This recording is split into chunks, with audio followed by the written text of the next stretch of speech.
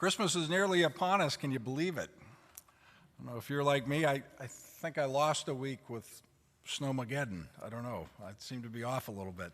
But it's a few days away.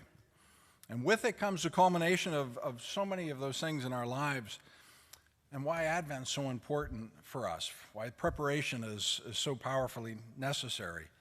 And you know, if we feel a little disoriented, a little off center, I don't think that's uncommon this time of year.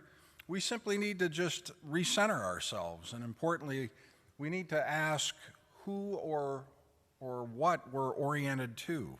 You know, is it the world? Are we caught up in the hustle and bustle?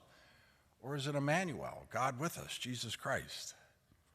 Without realizing it, it's easy to get caught up in all the lists, all the shopping, the cooking, baking, cleaning, traveling. And those aren't necessarily bad things, but they can throw us off center, right? They can take us out of balance. They can distract us.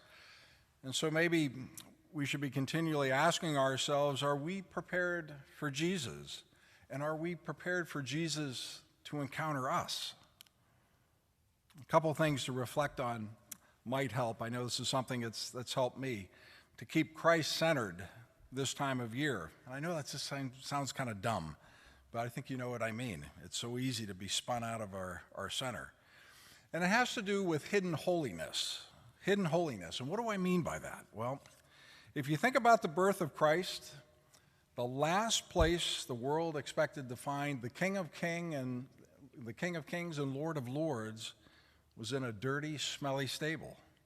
But that's where God was. A powerful reminder that holiness is not always where we may expect to find it. And from that first reading today, the prophet Micah says, Bethlehem, the least of the clans of Judah, out of you will be born for me the one who will rule over Israel.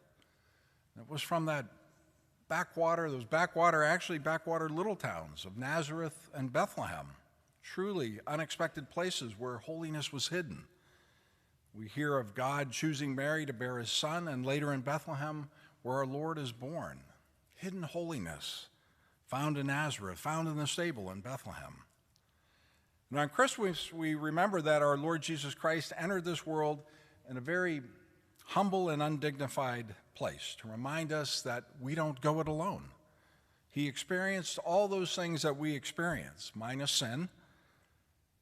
And that same stable, too, that hidden holiness, Blessed Virgin Mary and St. Joseph. Holiness is all around us if we're able to recognize it. But much of it depends on whose eyes we're peering through. If we see others as God does, then that holiness is easy to spot. But if we have spiritual cataracts, we see through the eyes of the world, and we can miss the holiness all around us. And if we do, we run the risk of failing to see God in the other. Created in image and likeness of God, right? Do we recognize God within that rude driver that just cut us off in traffic, or the impatient shopper at the store, or God within that demanding and unreasonable person, or in the lonely or in the outcast? Do we see God within them? And maybe more importantly, can they see God in us? Chapter 1 of Luke's Gospel, a wonderful example of holiness, clarity, and direction in the Blessed Virgin Mary. This young woman who encountered and responded to God, unlike so many of those Old Testament prophets who responded so poorly. Mary responds to God beautifully. And if that isn't enough, when she's made aware of her elderly relative Elizabeth being with child in her old age, without hesitation, with haste, the gospel tells us, she makes that dangerous journey of 100+ miles or so to be with Elizabeth. Maybe a journey of a week or more. And I've often wondered, what were Mary's thoughts in that time on that journey? What were her prayers? What did she ponder in her heart on the way to be with Elizabeth? Our gospel today offers so much for us to ponder, especially an important part of Advent, because the gospel begs the question, who are the Elizabeths in our lives? Who are the Elizabeths around us that need to hear from us? Maybe an elderly person, or someone who feels isolated or alone, or maybe it's somebody that we've been at odds with. Maybe it's somebody that we haven't spoken to for a long time, or maybe that complete stranger that just struggles to see the light in the darkness, the light of Christ in the world around us. So who are those Elizabeths in our lives? Who can we reach out to? Maybe with a visit, a prayer, a phone call, a text, a card, maybe a plate of cookies. Hidden holiness is all around us, and we never know the next place that God might be looking for someone to encounter, to seek to do his will. Maybe it's you, maybe it's me. But are we ready?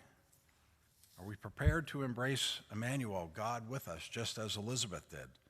To share the faith, hope, and love of Christ with those we meet, and to do so unselfishly and with haste, as Mary did. We have a few more days of Advent.